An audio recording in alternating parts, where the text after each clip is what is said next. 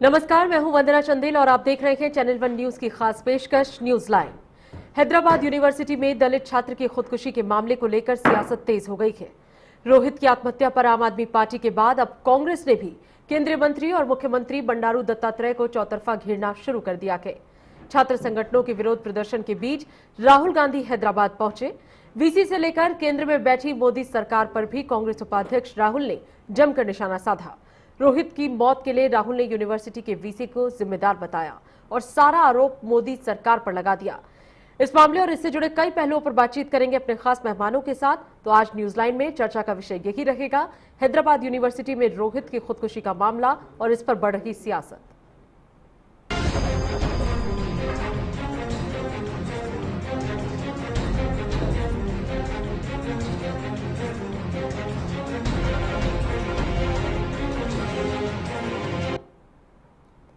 हैदराबाद रोहित की आत्महत्या को लेकर बुरी तरह जल रहा है। दिल्ली और मुंबई में छात्र जोर शोर से विरोध प्रदर्शन कर रहे हैं। इस बीच दिल्ली के मुख्यमंत्री अरविंद केजरीवाल और कांग्रेस के नेता दिग्विजय सिंह और साथ ही और कई नेताओं ने इस घटना की कड़े शब्दों में निंदा भी की। कांग्रेस उपाध्यक्ष राहुल गांधी का नाम भी इसी कड़ी में जुड़ गया है। राहुल ने खुद हैदराबाद पहुंचकर रोहित के परिवार से मुलाकात की। इस पूरे घटनाक्रम पर हम चर्चा करें उससे पहले आइए आपको दिखाते हैं एक रिपोर्ट।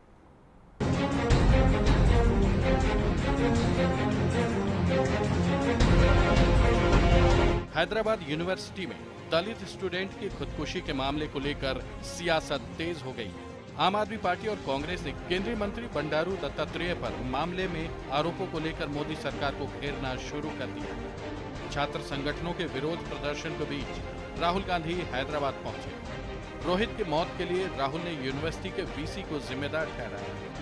रोहित के पास आत्महत्या के अलावा कोई विकल्प नहीं बचा था, क्योंकि छात्रों पर दिल्ली में बैठे मंत्री का दबाव था। वाइस चांसलर ने भी अपनी जिम्मेदारी नहीं निभाई। वाइस चांसलर रोहित के परिवार से भी नहीं मिले, लेकिन वैलुमा के परिवार को मुआवजा दिया जाए। छात्र अन्याय और यूनिवर्सिटी में दाखिल छात्रों के सामाजिक बहिष्कार के खिलाफ संघर्ष कर रहे हैं, लेकिन छात्रों के विरोध को दबाने की कोशिश हो रही है।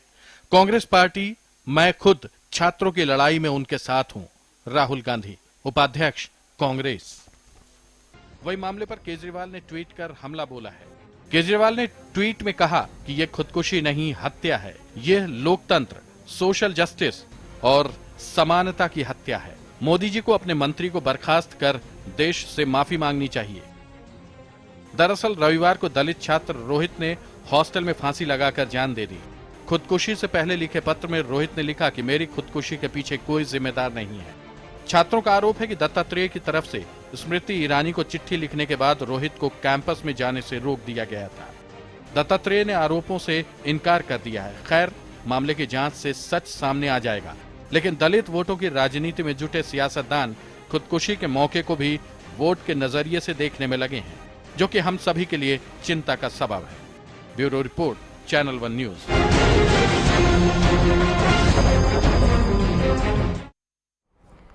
रोहित की मौत पर सियासत हो रही है। यूनिवर्सिटी प्रशासन ने अब तक इसकी जिम्मेदारी नहीं ली। मुख्यमंत्री का भी नाम सामने आया और साथ ही केंद्र सरकार पर भी कई आरोप इसे लेकर लग रहे हैं और साथ ही नाम सामने आ रहा है स्मृति ईरानी का भी, जो एचआरडी और शिक्षा मंत्रालय दोनों संभाल रही है। एक खत उन्हें पिछले साल लिखा गया था और इस खत के बाद मुश्किलें रोहित और उनके कुछ दलित साथियों की और ज्यादा बढ़ गई थी। इसी को लेकर बातचीत होगी। हमारे साथ हमारे खास मेहमान राजनीतिक विश्लेषक आरबी उपाध्याय जी मौजूद हैं। आरबी साहब, बहुत बहुत स्वागत आपका। सर, आप हमें बताएं जरा क्या दृष्टिकोण आप रखते हैं इस घटनाक्रम पर, क्योंकि एक दलित छात्र से जुड़ा मामला है और जिस तरीके से इस मामले को अब तक सामने आया है उससे ऐसा लगता है कि बहुत जाती हुई है उनके साथ। देखिए, है क्या, अभी तक जो हमारा सिस्टम है, सिस्टम की खामियां हैं जी।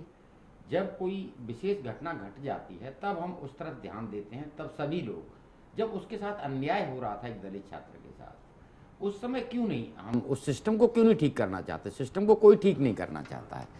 अगर सिस्टम ठीक हो जाए तो इस तरह की मजबूरियां नहीं आएंगी। एक बच्चा है, चिट्ठी लिखता है।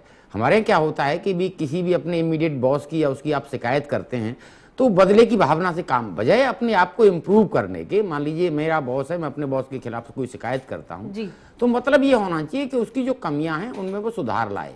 लेकिन यहाँ बिल्कुल उल्टा होता है, उसे प्रेस्टिज भी बना लिया जाता है।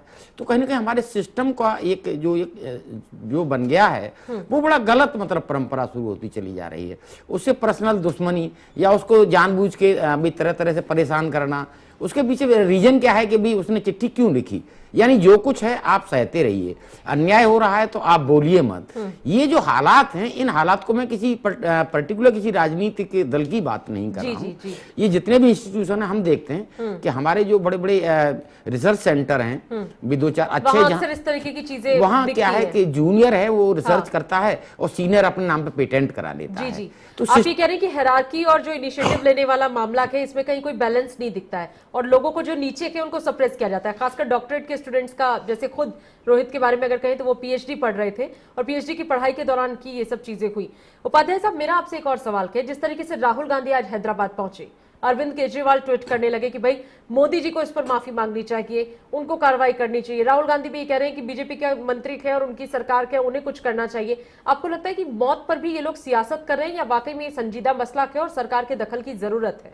देखिए, मसला बहुत संजीदा है और देखिए जो भी विपक्षी पार्टियां हैं उनको तो एक मुद्दा मिलना चाहिए, और जहां तक एक दलित शब्द जहां जुड़ जाता है तो वहां राजनीति में और ज्यादा भी, जैसे अभी मायावती जी ने, बीएसपी ने अपना 2 सदस्यीय टीम वहां पर जांच के लिए भेज दी है। ओवैसी जी अलग से अपना वहां राजनीति कर रहे हैं। तो मैं मानता हूं कि ये जो राजनीतिकरण है ये मुद्दे का ठीक नहीं है। कहीं ना कहीं ये होना चाहिए कि जो सिस्टम की कमियां हैं उसमें सुधार लाइए और बच्चों को फ्यूचर में ऐसा ना करना पड़े, उसके लिए प्रयासरत रहें, उसके लिए सुझाव दें, भी कानून में संशोधन कराएं और उनको बिल्कुल बच्चा जो एक पीएचडी कर रहा है या रिसर्च स्कॉलर है या साइंटिस्ट है, उसको उस तरह का एनवायरनमेंट दें कि वो बच्चा बिल्कुल अपना जिस मंतव्य के लिए वो यूनिवर्सिटी में रजिस्टर्ड है या वो रिसर्च कर रहा है वो उसमें बहुत अच्छा कर पाए। अगर इस तरह से हम उपाध्याय जी, लेकिन इस मामले में खासकर ऐसा लगता है कि यूनिवर्सिटी लेवल पे भी यहाँ पर पॉलिटिक्स हो रही थी। जैसे अक्सर हम दिल्ली यूनिवर्सिटी के बारे में सुनते हैं, एनएसयूआई के, एबीवीपी है, कई और संगठन है जो अपने रिप्रेजेंटेटिव्स को वहां खड़ा करते हैं। तो पूरा मामला ये है कि एक एबीवीपी के कैंडिडेट जो हैं उनके ऊपर कुछ हमला हुआ और फिर इन रिस्पॉन्स कुछ इन लोगों के खिलाफ राजनीति होने लगी। तो यूनिवर्सिटी लेवल पे जहां हम कहते हैं शिक्षण संस्थान है, शिक्षा का केंद्र है, वहां भी इस तरीके की चीजें होना, ये आपको कहां तक सही या गलत लगता है? देखिए, 2 चीजें हैं, हम इसके 2 पहलू मानते हैं। पहली बात तो ये है कि भी जो यूनिवर्सिटीज हैं, बच्चा राजनीति सीखेगा कहाँ से? यूनिवर्सिटी से। और हम देखेंगे राजनीति में दिल्ली यूनिवर्सिटी से, चाहे जेटली जी हैं, चाहे और बहुत सारे बड़े बड़े नेता, वो कहाँ से आए? पहले उन्होंने एक प्रयोगशाला है वो, तो पहले यूनिवर्सिटी में अपना इलेक्शन लड़ते हैं, वहां से फिर वो राजनीति अपना आगे क्षेत्र में बढ़ते चले जाते हैं। वहां तक तो ठीक है, लेकिन पूरे माहौल का राजनीतिकरण कर देना वो बिल्कुल गलत है। जैसे कि भी कोई बीसी है, अगर वो आपकी पार्टी का, आप रूलिंग पार्टी हैं, आपको मैच नहीं करता तो आप उसको भी डिफरेंट वे में परेशान करते हैं या उसे इस्तीफा मांगते हैं या उसे काम नहीं करने देते हैं। तो ये जो सिस्टम है इसको कहीं ना कहीं हमें बदलना होगा। ये चैलेंज एक्चुअली एक बच्चे के लिए, एक स्टूडेंट के लिए नहीं है, पूरे सिस्टम के लिए चैलेंज है कि भाई उसको, बच्चे को इतना मजबूर होना पड़ा, उसकी पैसा रोक दिया गया। और एक चीज मैं बता दूं, जो बच्चे पढ़ते हैं, पीएचडी वगैरह रिसर्च वगैरह करते हैं, वो जिस माहौल से आते हैं, पहले तो मेंटली प्रेशर इतना ज्यादा होता है। मैं देखता हूँ कि चाहे वो डीयू है, चाहे जेएनयू है, दिल्ली में जो भी इंस्टीट्यूट हैं, बच्चे रात दिन पढ़ने में लग रहे हैं और उसके बाद उनको भी हॉस्टल से निकाल दिया जाए या यूनिवर्सिटी कोऑपरेट ना करे, कहीं ना कहीं बीसी भी कोऑपरेट ना करे, और तो उस कंडीशन में उसके पास कोई चारा नहीं बचता है। देखिए, माँ बाप की बड़ी आकांक्षाएं होती हैं। माँ बाप जब एक हायर स्टडी के लिए किसी बच्चे को भेजते हैं तो उसके बच्चे के ऊपर साइकोलॉजिकली बहुत प्रेशर होता है। अपने घर के माँ बाप हैं या बुजुर्ग हैं जो उसे, जिन्होंने पढ़ने के लिए भेजा या जो उसे फाइनेंस कर रहे हैं, उनका, तो वो कहीं ना कहीं इतने उस दौर से गुजर रहा होता है और वहाँ उसका गुरु या उसकी यूनिवर्सिटी या वहाँ का बीसी या वहाँ का मिनिस्टर उसको और ज़्यादा थोड़ा सा टॉर्चर करता है, तो वो बच्चा कहीं ना कहीं कोलैप्स कर जाता है। तो हमें ये मानना पड़ेगा कि हमें अपने सिस्टम में सुधार लाना पड़ेगा और सिस्टम में सुधार लाके आगे इस तरह के हादसे न हो, इसके बारे में, इस मामले के बारे में खास करके आपको लगता है कि वीसी या जो यूनिवर्सिटी का जो एडमिन है उनके खिलाफ भी कोई कार्रवाई होनी चाहिए? क्योंकि जिस तरीके से मेस से उठाकर बाहर फेंक देना या Definitely. छात्रावास में प्रवेश नहीं करने छात्रावास में देना, प्रवेश नहीं करने देना, मैस नहीं देना है, उसको जी। भी पैसा नहीं मिला, उसकी जी। छात्रवृत्ति या नहीं तो इसके लिए कोई ठोस कारण यूनिवर्सिटी प्रशासन के पास होना चाहिए, और अगर वो ठोस कारण नहीं है, महज कुछ इश्यूज को लेकर इस तरीके का व्यवहार किया गया, तो आपको नहीं लगता किसी की जवाबदेही तो इस पर तय की जानी चाहिए? डेफिनेटली होता क्या है ना कि अगर जवाबदेही फिक्स हो जाए तो ये चीजें नहीं होंगी कि भाई आपने उसका ठीक है छात्रवृत्ति स्टाइपेंड उसने रोक दिया जो उसको मिलना था, क्योंकि जवाबदेही तय नहीं है। वो दूसरे के ऊपर डालेगा, वो बाबू के ऊपर डाल देगा, बाबू अपने ऑफिसर के ऊपर डाल देगा, और वो कहीं ना कहीं लीपापोती हो जाएगी। तो अगर जिम्मेदारी फिक्स होनी चाहिए, जिससे कि वो एक डर भी रहेगा कि भाई मैस में क्यों नहीं आपने वहां से, फिर वहां से कैंपस से क्यों बाहर निकाल रहे हैं, और कोई अभी सर्टेन रीजंस उसके, और जिम्मेदारी तय होगी तो फ्यूचर में उस तरह से नहीं होगा। अदरवाइज तो यह कि कोई भी किसी को विक्टिमाइज कर सकता है। तो ये जरूरी है कि जिम्मेदारी तय हो और उस पर एक्शन भी हो। जब मेरी जिम्मेदारी तय होगी, पता लगेगा भी मेरी कमी है और मेरी वजह से ये हुआ है, तो वो आदमी आगे के लिए सचेत रहेगा और थोड़ा कॉन्शियस रहने के साथ साथ उस पर ध्यान देगा। अभी क्या है कि कोई भी ध्यान नहीं देता, हर चीज को एक दूसरे के ऊपर जिम्मेदारियां टाल देते हैं हम कि भी मेरी वजह से नहीं हुआ, उसकी वजह से हुआ है, वो कहता है उसकी वजह से हुआ है। तो कहीं ना कहीं वो एक जो बहुत बड़ा एक हमारे सिस्टम में जो एक कमी है, जो ब्लैक होल्स हैं, वो कहीं ना कहीं नजर आते हैं। तो हमें इन सब चीज़ों पर ध्यान देना होगा। और बड़ा दुखद है, मेरी संवेदनाएं उस बच्चे के साथ, उस परिवार के साथ डेफिनेटली हैं। एक दलित परिवार का बच्चा, ठीक है भी, किस किस तरह से उसके माँ बाप ने पढ़ा लिखा के और वहाँ तक भेजा, और बच्चा भाई हायर स्टडी में एक यूनिवर्सिटी में है। और हैदराबाद का जो माहौल है, वहाँ अब तरह तरह की चीज़ें आ रही हैं। ये तो एक इंक्वायरी का सब्जेक्ट है, इंक्वायरी होगी तब पता लगेगा कि भी किसी डेमोस्ट्रेशन में वो थे, डेमोस्ट्रेशन की वजह से उनको ये किया गया, कहीं किसी पॉलिटिकल पार्टी के साथ बिलोंग। तो ऐसा इस तरह का व्यवहार नहीं होना चाहिए। आप किसी भी पॉलिटिकल पार्टी नहीं होना चाहिए, ये बात आप कह रहे हैं कि इस तरीके की चीजें नहीं होनी चाहिए। और इस बीच हमारे साथ हमारे दो और पैनलिस्ट जुड़ गए हैं। शांत प्रकाश जाटव जी हमारे साथ हैं, आप बीजेपी नेता हैं, बहुत बहुत स्वागत जाटव जी आपका। और इसी के साथ तुषार महापात्रा जी थे, सामाजिक कार्यकर्ता हैं, तुषार जी आपका भी बहुत बहुत स्वागत। सबसे पहले सर शांत प्रकाश जी, मेरा आपसे ही सवाल है। बीजेपी को लेकर बहुत से एलिगेशन, कांग्रेस उपाध्यक्ष वहां पहुंचे तो उन्होंने सीधे तौर पर कहा कि सरकार जिम्मेदार है, मोदी जी को इस पर कुछ करना चाहिए, कोई कार्रवाई होनी चाहिए और जिम्मेदारी तय करके जल्द से जल्द कुछ करें। इसी के साथ अरविंद केजरीवाल भी ट्वीट करके कहते हैं कि पीएम मोदी सार्वजनिक मंच पर इसके लिए माफी मांगे और जो भी जिम्मेदार मंत्री है उनको भी कैबिनेट से रफा दफा करें या सरकार में उनका रहना जरूरी नहीं है। यहाँ पर मैं सबसे पहले तो जिस लड़के का वहाँ देहांत हुआ है उस परिवार के लिए और उस मृतक के लिए मैं जो है अपने शोक संवेदना व्यक्त करता हूँ। और रही बात कि उसके ऊपर जो राजनीति जी, ये बेहद दुर्भाग्यपूर्ण है। और जिस तरीके से आज ये माहौल जो क्रिएट किया है, मतलब देश के अंदर कहीं भी कोई भी मरे, सिर्फ उसके पीछे यदि दलित लिखा हुआ है तो आपकी राजनीति शुरू हो जाती है। ये गलत परंपरा है। ऐसा क्यों? आप अभी मैं उपाध्याय जी की बात सुन रहा था, इन्होंने काफी उसकी परेशानी का बात कही। देखिए उपाध्याय जी, अभी वो मामला जो है कोर्ट में है और कोर्ट ने ही उस बच्चे को सस्पेंड किया हुआ है जी। तो जाहिर सी बात है कि अगर कोर्ट को महसूस होता कि ये बच्चा सस्पेंड करने की योग्यता नहीं रखता, बल्कि तो तुरंत स्टे दे देता उसको और वो अपने शांत प्रकाश जी, लेकिन हाँ। मसला जो अभी तक सामने आया है खबरों के जरिए, अगर कुछ और बात है तो आप उसे जरूर स्पष्ट कीजिएगा। ये हाँ। पता चला कि बंडारू जो दत्तात्रेय जी हैं उन्होंने एक चिट्ठी लिखी थी 17 अगस्त को पिछले साल। उस चिट्ठी में उन्होंने जिक्र किया कि एबीवीपी के कैंडिडेट हैं, उन पर कुछ हमला हुआ और उसके बाद ये लोग जो थे वो चीजों को गलत तरीके से प्रेजेंट कर रहे थे, कुछ इंक्वायरी होनी चाहिए और ऐसा लग रहा है कि जातिवादी राजनीति हो रही है यूनिवर्सिटी में। मतलब इस तरीके की तमाम बातें उन्होंने इस लेटर में कही। देखिए तो कहा अब ये जा रहा है कि सेंटर से भी प्रेशर था इन लोगों के साथ, इसीलिए ऐसा बिहेवियर हुआ। आपको मालूम है किस लिए लिखा था बंडारू दत्तात्रेय ने वो पत्र? जी, मैंने आपको बताया ना कि अगर कोई करेक्शन है तो आप हमें बताएं, लेकिन एबीवीपी के किसी कैंडिडेट को लेकर उन्होंने जिक्र किया। देखिए याकूब मेनन जी, जिस वक्त में उसको फांसी दी गई, जी जी, तो याकूब मेनन के यहाँ पर उसको फांसी दी है सुप्रीम कोर्ट के निर्देश पर जी। और ये छात्र जो है बाबा साहब भीमराव अंबेडकर के नाम पर एक संस्थान चलाते हैं। जी जी जी। वो संस्थान जो है वो वहां पर याकूब मेनन की नमाज कर रहा है उसकी शांति के लिए, उसकी आत्मा की शांति के लिए। जी। एक आतंकवादी जिसको देश ने, सुप्रीम कोर्ट ने जिसको आतंकवादी करार दिया, जी, उसको उस संविधान रचयिता डॉक्टर भीमराव अंबेडकर के ही नाम पर एक संस्थान चलाने वाले लोग जो है वहां पर उसके लिए शांति की, अगर वहां पर किसी तरीके की कोई कवायद कर रहे हैं तो ये क्या राष्ट्रद्रोह नहीं है? आप एक बात बताएं, मैं आज सुबह से टीवी चैनलों पर देख रहा हूँ तमाम जो लोग हैं दलित चिंतक के रूप में जो काम कर रहे हैं वो लोग इसको दलित से जोड़ रहे हैं विषय को। ठीक है, मैं भी दलित हूँ, मैं ये पूछना चाहता हूँ कि दलित का कॉपीराइट आप लोगों ने कब से ले लिया डॉक्टर भीमराव अंबेडकर का? है आप डॉक्टर भीमराव अंबेडकर जी के नाम पर चाहे जो मर्जी कर लेंगे, ये नहीं चलेगा, ये नहीं चलेगा। तो आपको लग रहा है कि इस मसले पर राजनीति हो रही है, मामला कुछ और था और प्रेजेंट कुछ और? घृणित राजनीति हो रही है, घृणित राजनीति हो रही है।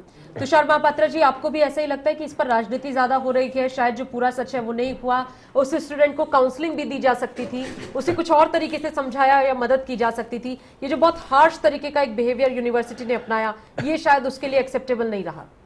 नहीं, घटना दुखद है और इसके लेकर राजनीति होना और देश में थोड़ा सा दुख पैदा होना, उसके लिए छात्र लोग बाहर आ जाना, ये स्वाभाविक है, इसमें कोई बुराई नहीं है। लेकिन बात यह है कि जो शिक्षागत आदर्श है, मैं कहूँगा एक छात्र समाज तत्व का छात्र है, वो पीएचडी स्टूडेंट है, जो दलित पक्ष है उसको छोड़ दीजिए। जी।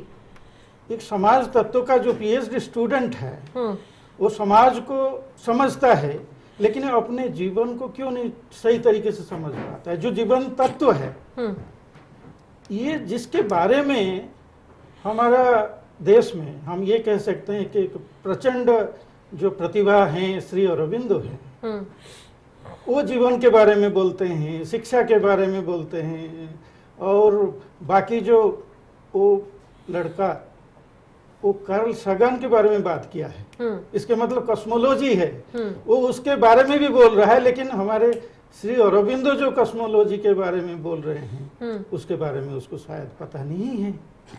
क्योंकि मैं यह कहना चाहूंगा कि जो अंबेडकर के बहुत सारे प्रशंसक देश में हैं, खाली दलित उनके प्रशंसक ऐसा नहीं है।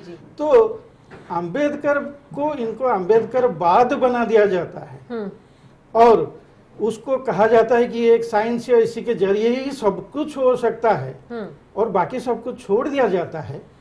ये थोड़ा सा इसमें थोड़ा सा संशय पैदा हो जाता है, क्योंकि अंबेडकर अपने जीवन काल के अंदर वो श्री अरबिंदो के साहित्य को कभी नहीं पढ़ पाए, जान नहीं पाए उसके विषय में। अभी भी अगर जितने भी अंबेडकर के प्रशंसक हैं, उनके जितने फॉलोअर्स हैं, उसको थोड़ा सा अगर श्री अरबिंदो के दर्शन के बारे में जानने लगेंगे, उनका जीवन तत्व के बारे में, सेल्फ मैनेजमेंट के बारे में थोड़ा सा अगर लोगों को पता चलेगा, जो लाइफ स्किल्स हैं ये छात्रों के अंदर डेवलप होगा और होना चाहिए। नहीं तो आपको नहीं लगता कि ऐसे छात्रों को तो फिर काउंसलिंग देनी चाहिए, उनके साथ कोई टॉर्चर वाला बिहेवियर नहीं होना चाहिए? नहीं, काउंसलिंग यहाँ पे मैं आपको टोकना चाहूंगा, ये काउंसलिंग कुछ और लेते हैं जो आदमी ऑलरेडी फीडेड है। देखिए यहाँ पर मैं आपको क्लियर कर दूं कि डॉक्टर भीमराव अंबेडकर के नाम पर जो संस्थाएं इस वक्त चल रही हैं देश के अंदर, उनका 1 पॉइंट प्रोग्राम है कि किसी भी तरीके से मनोवादी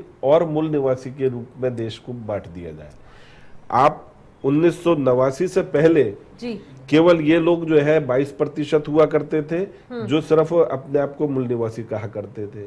89 के बाद में जैसे ही इसमें पिछड़ा वर्ग रिजर्वेशन के कोटा में आया, इन्होंने पिछड़े वर्ग को भी साथ में ले लिया और मुस्लिम को भी साथ में ले लिया। आज ये क्या कहते हैं कि 85% पीपल्स जो है वो भारत के मूल निवासी हैं, बाकी शेष जो है वो मनुवादी हैं। क्यों, किसने तुम्हें अधिकार दे दिए भैया ये इस तरीके से तुम्हें देश को बांटने के? ये गलत तरीके की एक परंपरा इन लोगों ने डेवलप की हुई है।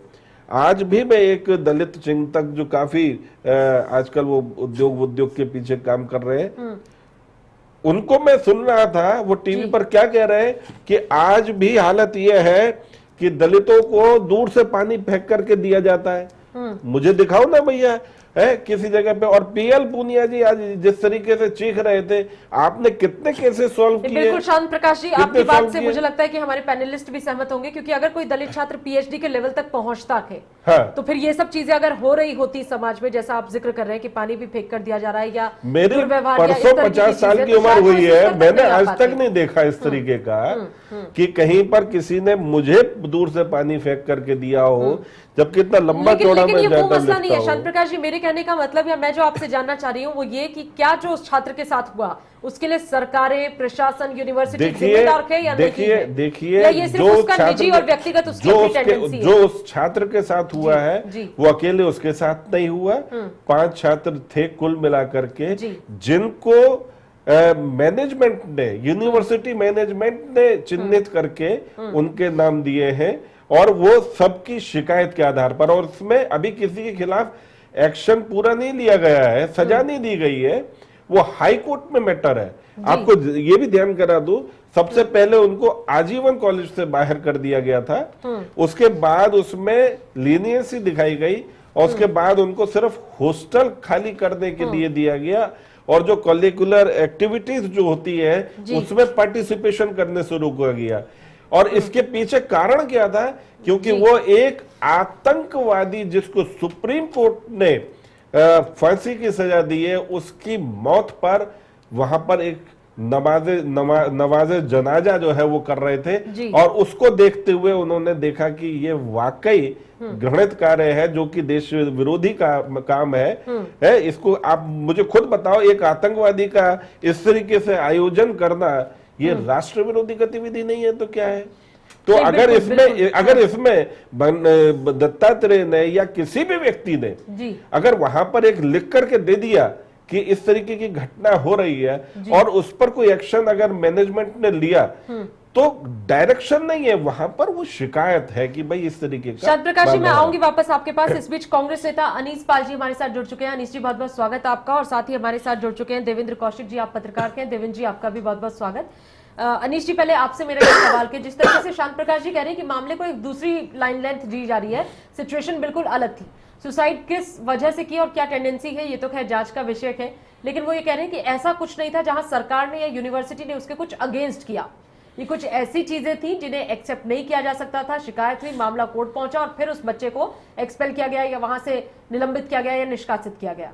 आप इस पूरे मामले को किस तरह से देखते हैं? क्योंकि आज आपकी पार्टी के उपाध्यक्ष वहां पहुंचे और ऐसा लगा जैसे उन्हें एक बड़ा मौका मिला कुछ कहने का या करने का, उन्होंने तुरंत कह दिया कि अन्याय हुआ है, इंसाफ नहीं हुआ इस परिवार के साथ, और कांग्रेस अब साथ में, हम इंसाफ दिलाएंगे। मामला कोर्ट में भी है, एलिगेशंस क्या है वो आपने भी सुने, अब आपका और आपकी पार्टी का रुख इस पर। देखिए, सबसे पहले तो मैं उस परिवार के प्रति अपनी संवेदना प्रकट करता हूं अपनी पार्टी से। अभी हमारे भाई साहब बड़ी गहरी गहरी बात कह रहे थे, मैं उनके उस लड़के के उस पत्र को पढ़ रहा था जिसमें उसने लिखा कि 40,000 रुपये मैंने राम जी के देने हैं और वो पैसे दिए जाएं। आप उस बच्चे की मानसिकता को समझें। ये जो एक नई सी बात, मैं माफ़ी मांगते हुए कहता हूँ, हमारी दूसरी पार्टी के लोग उठाते हैं, जब भी बात इनके ऊपर आती है तो इनका चिल्लाना शुरू हो जाता है, मुद्दे पे नहीं आते। जो आदमी राम को अपना मानता है और उस क्षण के अंदर जब वो सब कुछ करने को तैयार है, जीवन को छोड़ने को तैयार है, तो वो कहता है कि मैंने मेरे इस पैसे को दिया जाए। वो एंड के अपने लेटर में लिखता है कि मेरे दोस्तों और मेरे दुश्मनों को के ऊपर कोई एक्शन ना लिया जाए। तो मेरे हिसाब से जनाब आली, उसकी मानसिक हालत खराब नहीं है, वो पीड़ित है। और पीड़ित आदमी के जाने के बाद उसके ऊपर इस तरह की बात करना महापाप है। मैं ये कहूंगा, राहुल जी का वहां जाना या किसी का भी वहां जाना, मैं तो सोचता था इस देश का एक बहुत बड़ा नेता भी वहां जाएगा, जो नेता के साथ अभी नेता भी है, नहीं गया।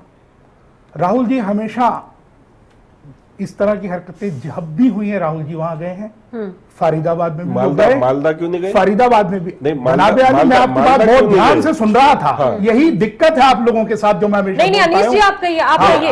यही दिक्कत है आप लोगों की, आप किसी की बात, यही दिक्कत है। अनीश जी आप अपना पक्ष रखें, आप अपना पक्ष रखें, हम जानना चाह रहे हैं आप क्या क्या वो क्या वहां कहना चाहते हैं। जी, जब भी जी, वो इस तरह की घटनाएं दलितों हाँ, के साथ हुई, जी, वो फरीदाबाद भी आए, जी, वहां भी एक क्वेश्चन उठा दिया जी, कि जी आपको राजनीति नहीं हम करने का फरीदाबाद मौका में हम मिला, इस मसले पर कह रहे हैं कि राहुल जी दलितों जानते के थे। साथ ही अत्याचार था। जी, कहीं भी अत्याचार होगा, गरीब आदमी के साथ अत्याचार होगा, हर अच्छे इंसान को वहां जाना चाहिए। जी, जनाबे आली ने कहा कि पूनिया साहब बहुत बहुत जोर जोर से चिल्लाए, बहुत जोर जोर से उन्होंने बातें की। साहब ढकिए मत। एक जवान लड़का जो पीएचडी की परीक्षा, जिसके साथ अन्याय हो रहा था, उसकी मौत के ऊपर हम लोग ये कैसी बातें कर रहे हैं? आपको लेकिन उसके परिवार की मदद करनी चाहिए, आपको उसके परिवार के साथ जाके बात करनी चाहिए। जिस तरह राहुल जी उसके भाई के पास गए, उनसे उन्होंने बात की, हमें इस तरह की बात करनी चाहिए। आज भी हमें राजनीति की बात करनी चाहिए, आज भी हमें अपनी पार्टी की बात करनी चाहिए। जहां भी ये परेशानी थी, उसी यूनिवर्सिटी में यही परेशानी थी, उसी यूनिवर्सिटी में अगर कोई परेशानी है आपके साथ, यही परेशानी है आप लोग, जहां भी गरीब आदमी की आवाज कोई भी उठाएगा, आप लोग परेशान होंगे। लेकिन शान प्रकाश जी कह रहे हैं कि 10 साल में 9 लोग वहां 9 कर चुके थे, तब क्यों नहीं आप लोग शेड्यूल कास्ट वहां पर इसका जवाब देता हूं। वो ये कह रहे हैं कि कांग्रेस ये बात थी, ये जोर जोर से चिल्लाना, ये जोर जोर से कहना, उपाध्याय जी मैं आपके पास भी आऊंगी। छोड़ दीजिए, ये बातें देश समझ चुका है, जोर जोर से बोलने से शान प्रकाश जी, आपकी बात समझ चुकी है। शान प्रकाश जी, अनीश जी से इस पर जवाब लेंगे। अनीश जी आपसे मैं इस पर जवाब लूंगी, और शान प्रकाश जी आपसे भी पूछूंगी कि आखिरकार ये जो एलिगेशन अब कांग्रेस की तरफ से लग रहा है, इसका क्या जवाब है। देवेंद्र कौशिक जी से भी हम लोग बात करेंगे, लेकिन फिलहाल एक बहुत छोटा ब्रेक, बहुत जल्द वापस लौटेंगे। चर्चा हमारी जारी रहेगी इसी विषय पर, आप देखते रहिए चैनल पर।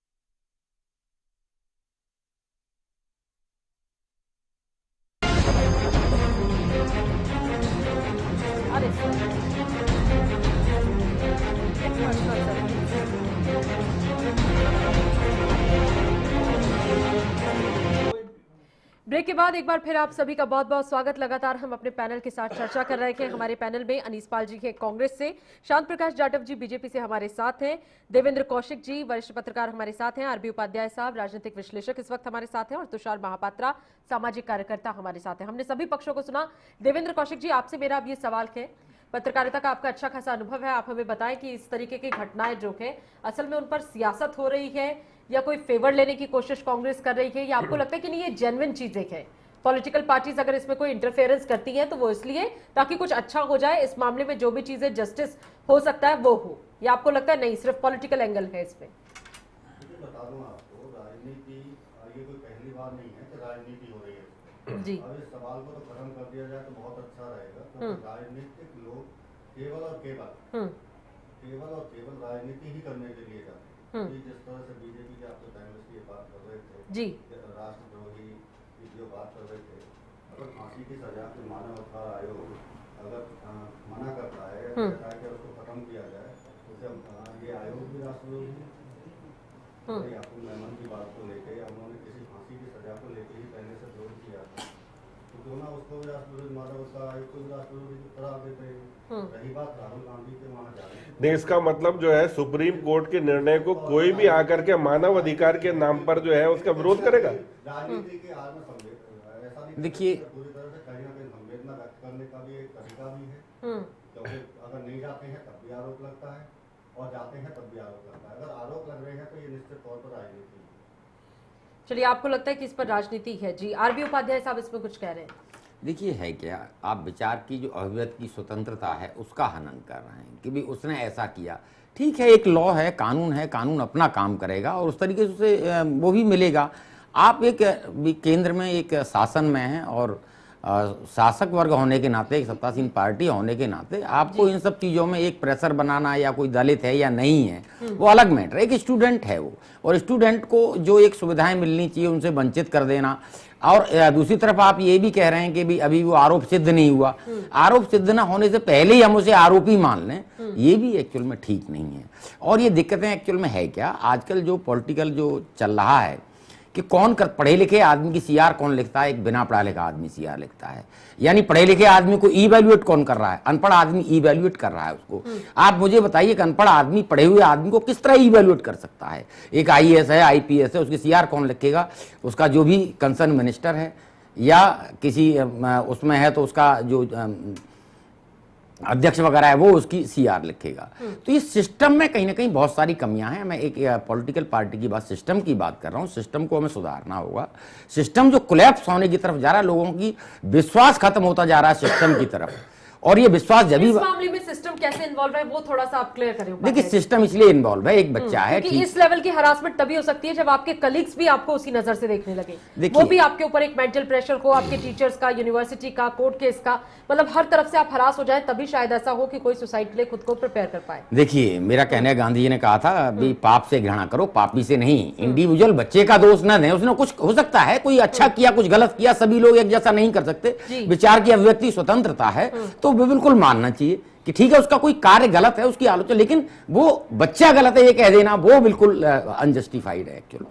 और इसीलिए मैं कहता हूं कि उसमें जब बच्चा एक उसके साथ, मैं कहता हूं ठीक है बिल्कुल सही है उसने गलत काम किया, लेकिन जब विक्टिम हो रहा था, मैं उसे विक्टिम कहूंगा, तब वो लेटर लिख रहा है, और क्यों, किसी न किसी उम्मीद में आपको लेटर लिख रहा है, और आप उस लेटर में अगर उसको कोई सांत्वना नहीं दे सकते, कोई रेमेडी नहीं दे सकते, तो मैं नहीं समझता कि भी आपकी कैपेबिलिटी के ऊपर जरूर एक क्वेश्चन मार्क लगता है। क्यों, पब्लिक ने जो चुना है आपको और जो जिम्मेदारी दी है, उस जिम्मेदारी का निर्वाह उसी पर उपाध्याय जी किसको पत्र लिखा था उसने? बच्चे ने, बंगाली दत्तात्रेय को पत्र लिखा उसने क्या? 7 महीने पहले कि भी जो भी उसके साथ एक्चुअल में हो रहा है, और उसके बाद जो यूनिवर्सिटी में हो रहा था, मैं मानता हूं वहां पर ठीक है भी राष्ट्रविरोधी गतिविधियां हो रही थी, तो उसके बारे में उसने लेटर में वो क्लियर किया है। देखिए, मैं यहाँ पर 2 चीजें क्लियर कर दूं। एक तो यूनिवर्सिटी जो है वो जो है सीधा गवर्नमेंट के हाथ में नहीं होता, उसके ऊपर हस्तक्षेप जो होता है वो राष्ट्रपति और राज्यपाल का होता है, ये आपको अच्छी तरह जानकारी होगी। और राज्यपाल ही उसका चांसलर होता है और वाइस चांसलर जो है उसकी देख रेख पर उसी काम को देखता है। सर मैं आपकी बिल्कुल कदर करता हूँ, राज्यपाल भी आप अपॉइंट करते हैं, वो भी पॉलिटिकल होते हैं, ऐसा नहीं है। पॉलिटिकल विचारधारा के पर्पज, चाहे वो कांग्रेस है चाहे आप, देखिए दोनों चीजें, देखिए दोनों चीजें नहीं है। आप जस्टिफाई करने की कोशिश करते हैं उसको, जस्टिफाई एक देखिए मैं मेरा कोई बीजेपी और कांग्रेस का लेना नहीं, लेकिन आप उसे अगर गलत को जस्टिफाई करेंगे तो वो गलत है। नहीं, मैं ये कहता हूँ राज्यपाल पॉलिटिकल पर्सन नहीं है, क्या मानते हैं आप? नहीं, आप कहां से आता है राज्यपाल? आप सत्ता में हैं, आप बीजेपी के जितने भी आज गवर्नर देखिए ज्यादा ज्यादा बीजेपी के होंगे। जब कांग्रेस सत्ता में आती है गवर्नर, आप यहाँ पर बैठ करके बात कर रहे हैं, आप पॉलिटिकल हैं या नहीं, ये मुझे बताएं। मेरा देखिए मुझे ये बताएं, अगर आप राज्यपाल में पॉलिटिशियन लेकिन शांत प्रकाश जी, होता तो ऐसा ही है ना, पॉलिटिकल लॉबी से ही तो निकल कर राज्यपाल आते हैं। कहीं गवर्नर के, बहुत से लीडर कहीं ना कहीं किसी ना किसी स्टेट में गवर्नर है, तो ये चीजें तो हैं, वो पॉलिटिकल लॉबी से तो आ ही रहे हैं। देखिए डायरेक्ट पॉलिटिकल लॉबी से आ रहे हैं, वो सक्रिय राजनीति में होते हैं, ये भी नहीं है, वो सक्रिय राजनीति से आते हैं। ये शांत प्रकाश जी, आपकी ये बात मानी जा सकती है कि उनकी भूमिका बड़ी न्यूट्रल है? न्यूट्रल ही होती है जी। और हर एक चीज को देखने के लिए एक सिस्टम है जी। आप सीधा सीधा किसी के ऊपर ऐसा ब्लेम लगाना, और इतनी बड़ी महामहिम पोस्ट के ऊपर, खैर मेरे पास तो इतनी हिम्मत नहीं है जितनी उपाध्याय जी के पास में है कि हम किसी भी राज्यपाल और राष्ट्रपति को हम कुछ भी बोल दे, क्योंकि ये सम्मानित पद है और सम्मान देना हमारा एक नैतिक जिम्मेवारी भी है। चाहे कांग्रेस में भेजे हो, मैं कोई गालियां नहीं बक रहा हूं, मैं कोई आप मेरे ऊपर भी कह सकते हैं, आप ये कह रहे हैं कि वो पॉलिटिकल उसमें डूबे हुए होते हैं। डेफिनेटली पॉलिटिकल पर्सन होते हैं, मेरा कहने का पर्पज ये भी सक्रिय राजनीति से आते हैं। देखिए साहब, कोई भी नॉन पॉलिटिकल नहीं होता है, जो भी आप फिर तो यहाँ पे इस देश में कुछ हो ही नहीं। उपाध्याय जी, आप जो कहना चाह रहे हैं उसे आप थोड़ा सा स्पष्ट करें कि सीधी जवाब दो कि आपके हिसाब से किसकी जवाब कह रहे हैं? यूनिवर्सिटी प्रशासन शासन सारा गवर्नमेंट के अंडर में आता है, गवर्नमेंट के अंडर नहीं आता है, मैं आपको यही बताना चाह रहा हूँ। देखिए यूनिवर्सिटी यूजीसी है, वो यूनिवर्सिटी ग्रांट कमीशन है, वो आपका है। जो भी मेरी बात सुनिए, अगर विरोध को आप इस तरह से दबाएंगे वो बिल्कुल ठीक नहीं है। विरोध को सुनिए और वहां अगर आप कुछ कर सकते हैं, रेमेडी दे सकते हैं। एफटीआई का देख लीजिए, वहां गजेंद्र चौहान जी का ठीक है विरोध किया, अरे बुलाइए, बैठाइए, बात करिए, समस्या समाधान निकालिए, डेफिनेटली कुछ कुछ समाधान निकलेगा उसका। जी जी जी। ये तरीका नहीं है कि हम बिल्कुल रिजिड हो जाएं कि हम नहीं सुनेंगे। हम हमारे खिलाफ जो बोल रहा है या हमारे आदमी के खिलाफ जो बोल रहा है वो बिल्कुल वो नहीं आना चाहिए। कहीं ना कहीं वो भी, तो आपको लगता है कि इस मामले में रोहित की बात को अनसुना किया कहीं ना कहीं वो भी देश का नागरिक है, उसको भी अपनी बात कहने का हक है और अपनी विचारधारा कहने का हक है। विचार की स्वतंत्रता, अभिव्यक्ति की स्वतंत्रता, तो डेफिनेटली जैसा कि हमारे मित्र ने कहा कि भी ठीक है, फांसी को गलत मानते हैं, इसका जो लोग फांसी को गलत मानते हैं वो कोई देशद्रोही नहीं हो जाएंगे कहीं ना कहीं। इसीलिए तो पहले भी होता था, बैठ के विचार विमर्श होते थे। मैं देख रहा हूँ आज जब बिल्कुल पानी सर से ऊपर आज की। चलिए, आप सीधे तौर पर ये कह रहे हैं कि ये वाली जो सरकार है, चाहे वो केंद्र में हो चाहे वो प्रदेश में हो, वो सुनती नहीं है और शायद अनसुना करने की वजह से चीजें ऐसी हुई।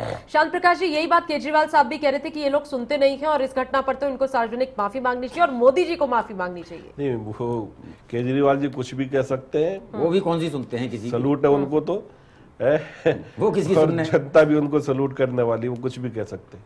जनता अभी आपको सलूट करने वाली है दोस्त, और अभी भी आपको सलूट करके बिहार से भेजा है। कोई बात नहीं, अहंकार का सर बहुत जल्दी नीचे होता है, समय अनुसार आप देखते जाइए, जनता आपको सलूट करने वाली है। अनीश जी, आप लोगों के हिसाब से इसमें बीजेपी कहां से और कैसे जिम्मेदार है? आपको लगता है दत्तात्रेय की भूमिका जो है वो संदिग्ध है, या आपको लगता है कि केंद्र ने इस पर कोई एक्शन नहीं लिया जब स्मृति ईरानी के पास लेटर्स पहुंचे? माननीय मित्र ने बताया जी कि माननीय गवर्नर साहब को पत्र लिखा गया था। ठीक है, गवर्नर साहब के पास बहुत सारे काम होते हैं निजी तौर पे, लेकिन पत्रों के माध्यम से हम भी अपनी बात जब हम सरकार में थे तब भी पहुंचाते थे और अब भी पहुंचाते हैं और मोदी जी को भी लिखते हैं और पत्र पढ़े जाते हैं। और अगर एक केंद्र का मंत्री इंटरफेरेंस बीच में करता है, उसकी नेगेटिविटी आती है, तो एक जवाबदेही तय होती है। मंत्री को तुरंत नैतिकता के आधार पर रिजाइन करना चाहिए। और मैं कठोर शब्द नहीं कहूंगा कि मोदी जी उनको हटा दें, हटाने वाला तत्व नहीं है, बोलने वाले शेर करने वाले शेर नहीं है। मंत्री अपनी नैतिकता के आधार पर इस्तीफा दे। तो आपको लगता है दत्तात्रेय जी को इस्तीफा दे देना चाहिए? नैतिक आधार पर इसकी जांच होनी चाहिए। कांग्रेस में भी ऐसा ही होता था क्या? अगर किसी स्टेट में कुछ ऐसी घटना हो? आप बताइए, कोकराझार मामले में आप मुझे याद दिलाइए, अगर किसी ने याद दिलाता हूं, जी जी जी आप याद करिए, आप बताइए कि कौन, कि जब भी केंद्र के किसी मंत्री के ऊपर कोई बात हुई तो क्या वो मंत्री जेल नहीं गए? नहीं, ये ठीक है, आपने पवन बंसल जी के खिलाफ कार्रवाई की, उसके बाद आपने सभी अपने अलाये ऐसे जोड़े हुए थे जिन पर बहुत सारे एलिगेशन थे, आप लोग पूरी तरह से उस दौरान फंस रहे थे। मेरी बहन, हमारे साथ में एक्शन लिया जाता था बिना बोले। अब पैकिंग मटेरियल बहुत अच्छा है, अंदर कुछ भी नहीं, मैं ये कह रही हूँ कि अगर किसी स्टेट में कोई ऐसी घटना होती थी तो क्या आप अपने सीएम से इस्तीफा लेते थे? मुझे ऐसा कोई इंसिडेंट याद नहीं आ रहा। याद दिलाता हूँ, एक बहुत ही पुरानी बात है, शायद आपको याद होगी, और इस मीडिया में बहुत भारी चर्चा हुई थी। जी जी, एक जगह महाराष्ट्र के मुख्यमंत्री जी बैठे थे और राहुल जी बैठे थे, और आप जैसे किसी सीनियर और विशिष्ट साथी ने कोई बात कही और मुख्यमंत्री के खिलाफ जाती थी, और मुख्यमंत्री ऐसे बैठे थे जैसे जनाबे आली बैठे हैं, तो राहुल जी ने कहा कि अगर कोई भी दोषी है तो एक्शन होगा, और सारा मीडिया स्तंभ रह गया। अगले दिन फ्रंट की ये न्यूज थी। नहीं, ये तो सभी कहते हैं कि नहीं कहते हैं, ये नहीं कहते हैं।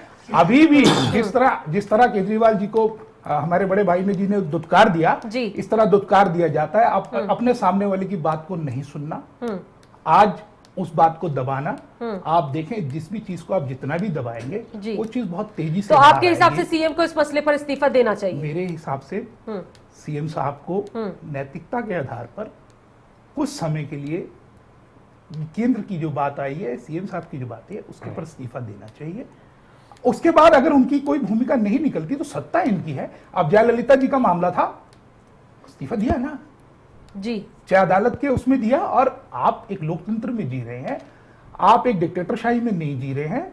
आज अगर आपके पास डिक्टेटरशिप और लोकतंत्र में यही एक फर्क है, जितना वोट का अधिकार मेरे बड़े भाई साहब का है, उतना ही वोट का अधिकार उस युवा साथी का था, उतना ही वोट का अधिकार जो ठंड में भिखारी बाहर बैठा है उसका भी है। हम सब बराबर हैं। इस लोकतंत्र को समझे, हमारी आवाज को ना दबाएं। जिस तरह हर आवाज के ऊपर माननीयों के ऊपर बात डालना नैतिकता नहीं है, नैतिकता का सवाल है। इस पर अनीश जी बातचीत जारी रखेंगे, लेकिन फिलहाल एक बहुत छोटा सा ब्रेक लेंगे और ब्रेक के बाद लौटेंगे तो बातचीत का सिलसिला जारी रहेगा।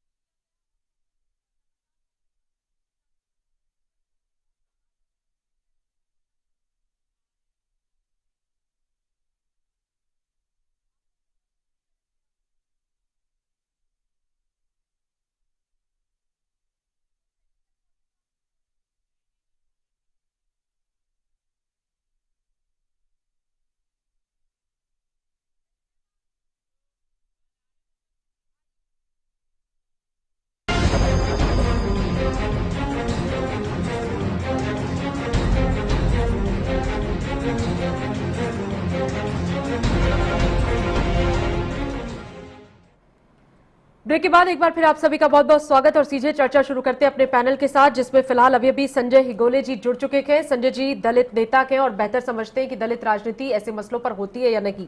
संजय जी, आपसे मेरा सीधा सवाल है, आपको क्या लगता है रोहित के साथ जो घटना हुई और जिस तरीके से राजनेता वहां पहुंचे और एक के बाद एक बयान आ रहे हैं, उसे लेकर आपका नजरिया?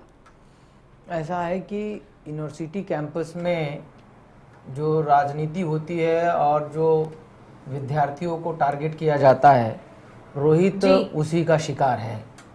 क्योंकि आने वाले समय में जो लीडरशिप उभरेगी वो लीडरशिप कहीं ना कहीं विश्वविद्यालयों के प्रांगण से ही उभरने वाली है जी।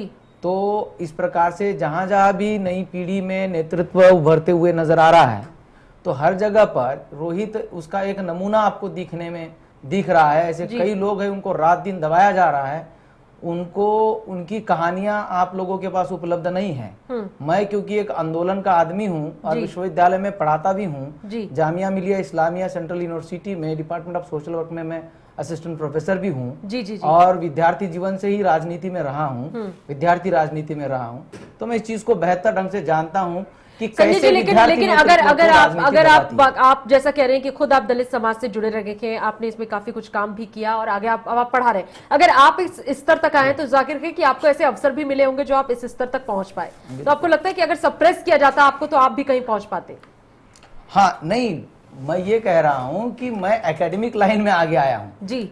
जब मैं विद्यार्थी था तो मैं विद्यार्थियों की जो राजनीति होती है जी, उसमें मैं रहा हूं, और विद्यार्थियों से जो राजनीति के लिए नेतृत्व उभरता है जी, उसको राजनीतिक पार्टियां कैसे दबाती है वो मैंने अपने आंखों से वो चीजों को देखा है। और आज क्या भी मेरे पास आप लेकिन जिस तरीके से कह रहे हैं उसके हिसाब से तो इस देश में दलित नेताओं का अभाव है क्या?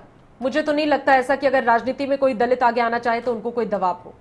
नहीं, वो नहीं कह रहा हूं मैं ये कह रहा हूं कि जो दलित नेताओं को पार्टियों ने अपने पिट्ठू बना के रखा है वो तो दलित नेता है ही नहीं, वो तो पार्टियों के नुमाइंदे हैं, है ना। हाँ। जो आने वाले समय में जो मुद्दे समाज की विचारधारा लेकर के विश्वविद्यालय में तैयारी हो रही है या होते रहती है, जी। उसको दबाने का काम राजनीतिक पार्टियां करती है। बीजेपी के कार्यकाल में इस प्रकार से अगर दबाने की बात हो रही है तो डेफिनेटली बीजेपी का सारा दारोमदार उसकी सरकार जो है ये डिक्टेटोरियल लाइन पे चल रही है। तो ये डिक्टेटोरियल लाइन में वो अपने मिनिस्टर को ही बातें नहीं करने दे रहे ठीक ढंग से। तो मिनिस्टरों के पास काम धंधे नहीं है तो वो अपना कुछ दिखाने के लिए अगर बच्चों को मरवा रहे हैं तो वो ठीक है, उनको सर्टिफिकेट मिल जाएगा। कांग्रेस उपाध्यक्ष वहां पहुंचे, संजय जी आप इसे किस तरीके से देखते हैं? आपको लगता है कि उन्होंने अच्छा किया इस मसले में, जो उनकी इन्वॉल्वमेंट या इंटरफेरेंस रखी, आप जो भी कहें इसे? नहीं, वो तो जो जानकारी आपके पास है मेरे पास भी वो जानकारी है जी। वो अच्छा किया क्या? उनकी पार्टी और उनका जो संगठन है वो उसको तो नवाजेगा कि आपने इनके बीच में भय पैदा कर दिया, आपने उनको वहां पर दबा दिया, अब इस प्रकार के लोगों को हम सबक सिखाएंगे वगैरह, उनके बीच में तो यही सब चर्चा होगी। तो दत्तात्रेय जी को उनके संगठन के लोग नवाजेंगे, उसमें कोई दो राय नहीं हो सकती। लेकिन समाज में इसकी जो प्रतिक्रिया है या फिर एक सभ्य समाज को, एक मॉडर्न सोसाइटी को डेमोक्रेटिक सेटअप में जो बिहेव करना चाहिए वो अगर ये लोग नहीं करते गिवन ए चांस, जब सरकार इनकी बनी है और ये अगर अपनी डिक्टेटोरियल लाइन चलाते हैं और लोगों को दबाते हैं और तानाशाही चलाते हैं जी। संजय जी मेरा आपसे एक और सवाल है, और जरा मैं चाहती हूँ कि हमारे जो पैनलिस्ट हैं वो भी इस पर अपनी राय मुझे दें, क्योंकि अगर वो दलित ना होता तो क्या वो सुसाइड ना करता? तो क्या ये हालात ना होते या उसे इतना सप्रेस ना किया गया होता? हाँ, ये बिल्कुल सही आप। अगर वो उसके खिलाफ में ये हुआ ही इसलिए है क्योंकि वो अंबेडकराइड आइडियोलॉजी के संगठन से विश्वविद्यालय में एक कार्यकर्ता के रूप में वो आदमी हाईलाइटेड आदमी था, लीडरशिप के दायरे में था जी। तो वो एक आइडियोलॉजी को रिप्रेजेंट कर रहा है, उसी आइडियोलॉजी को सप्रेस करने की कोशिश की जा रही थी क्या? बिल्कुल। और इसके लिए ऐसा माहौल तैयार किया गया कि वो खुद सुसाइड भी करे। रोहित एक नाम हुआ लेकिन ये हत्या एक्चुअली जो उन्होंने की वो एक विचारधारा का प्रतिनिधित्व करने वाले आदमी की उन्होंने हत्या की है जी। शांत प्रकाश जी इस पर कुछ कहना चाह रहे हैं? संजय जी मैं एक बात जानना चाहूंगा आपसे, क्या शांत प्रकाश जी जरा संक्षेप में कहिएगा क्योंकि समय बहुत कम है और सभी को अपनी बात रखनी होगी इस मसले पर। जी कहें। इसलिए वैसे ये बात मैं पहले बोल चुका हूँ। जी कहें।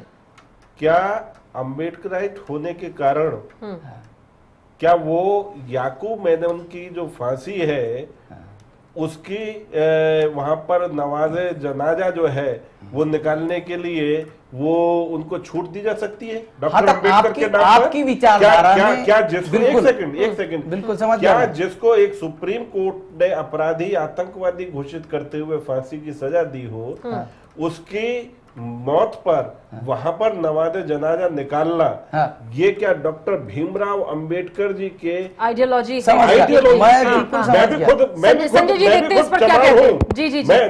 नहीं मैं इसलिए बोल रहा हूँ, मैं भी खुद मैं भी दलित हूँ। मैं तो पिट्ठू की बात कर ही रहा हूँ, इसलिए कह रहा हूँ, इसलिए बिठाए रखे हैं कि वो ऐसी बातें करे।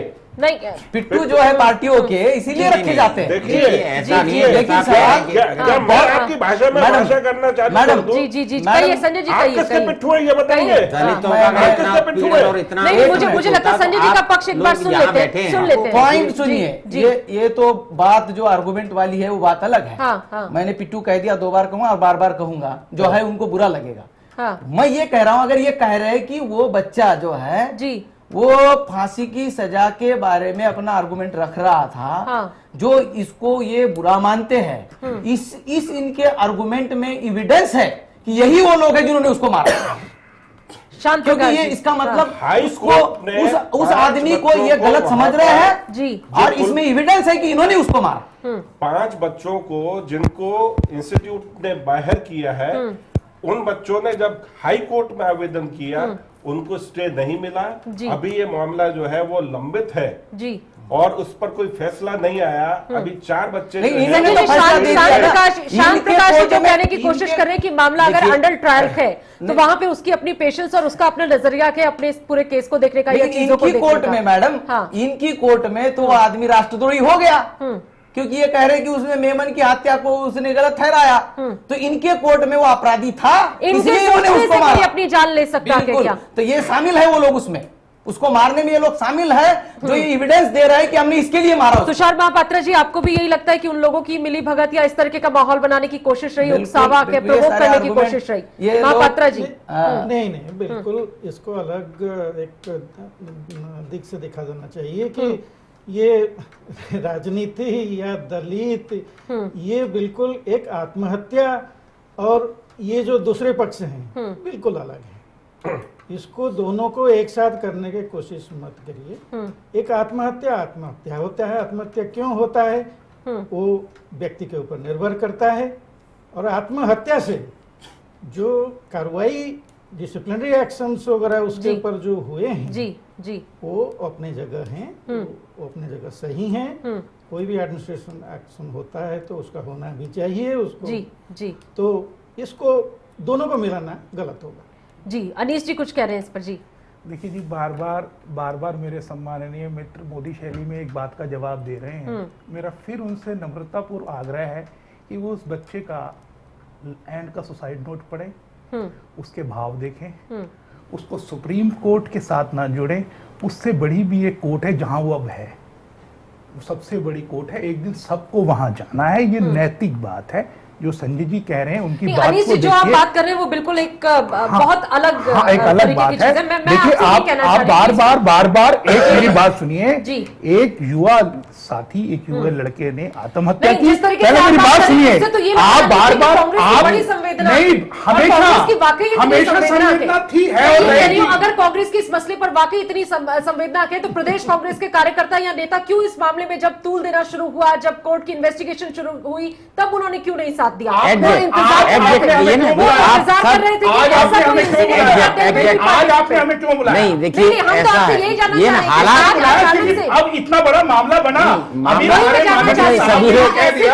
सारे के सारे गवर्नर साहब के पर बात की तो वो भी मानते हैं। सुप्रीम कोर्ट में क्या, अरे भाई वो अपनी सिस्टम में आप सभी लोग ये चाहते हैं कि जब कोई यूनिवर्सिटी में किसी छात्र पर ऐसा एलिगेशन लगा होगा या उसके कुछ साथियों पर लगा होगा तो वहां कांग्रेस के भी छात्र विंग के लोग थे।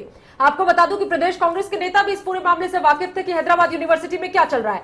अगर वाकई आप लोग इतने सेंसिटिव हैं और अच्छा कि आप वहां पहुंचे, संवेदना जाहिर की आपने इस पूरे मामले में इनिशिएटिव लिया, तो फिर वहां जाकर पहले कुछ ऐसा करना चाहिए। ये एक मानवीय भाव है जी। मेरे हिसाब से माननीय मुख्यमंत्री जी को वहां जाना चाहिए, माननीय प्रधानमंत्री जी को। मैं माननीय शब्द इस्तेमाल कर रहा हूं, मैं बार बार low court, high court, supreme court की बात नहीं करूंगा, मैं इंसान कोर्ट की बात करूंगा। एक युवा साथी के साथ ऐसा हुआ, उसे दबाया गया। बार बार आप इस बात को दबाते क्यों हैं? आप इंडिविजुअल पर्सन को क्यों, पूरे सिस्टम का देखिए, मैं जानना चाह रहे हैं पूरे सिस्टम का सिर्फ एक ही बात आदरणीय बहन कर रहा हूं। आप एंड की बात पे आइए, जो उसने लेटर लिखा आप उसको पढ़े। जी देखिए देखिए सर, देखिए दो चीजें जब आदमी आप क्या करता है, बार बार ये कहें कि मैं दलित हूं, मैं दलित हूं, मैं दलित हूं। जी। आप ये कहकर आप उनके मसीहा नहीं बन सकते। आप कहें मैं इंसान हूं। देखिए डेफिनेटली जब कोई आदमी आत्महत्या करता है तो उसकी मानसिक स्थिति देखिए बड़ी, आप कोई भी आदमी इजीली आत्महत्या नहीं करता, क्योंकि कोई मानसिक स्थिति डिफरेंट होती है। आप बार बार उसकी मानसिक स्थिति के ऊपर दोषारोपण कर रहे हैं। नहीं, हम आपसे ये कह रहे हैं ये नहीं कह रहे हैं हम, उसके साथियों के साथ ऐसा कुछ हो रहा था तो वहां पर प्रदेश कांग्रेस के लोग भी तो हैं। प्रोटेक्ट आपको पता नहीं है ये लोग सभी में आते हैं, ये लोग दूसरों के साथ क्या व्यवहार करते हैं, उस चैनल पे, इस चैनल पे बात करना ठीक नहीं है। जी, तो आपको लग रहा है कि वहां से कांग्रेस के कार्यकर्ता और नेता हटा दिए, बीजेपी का इतना खौफ दिखा वहां पर? बीजेपी का खौफ नहीं है जी। एक फिर क्या? अभी सुना ना हमारे भाई साहब ने कहा कि कुछ लोगों को रिप्रेजेंट करने के लिए आप वो मत खुलवाइए। आप उस सत्य को मेरे से ज्यादा अच्छे तरीके से जानती है कि आज देश में क्या चल रहा है।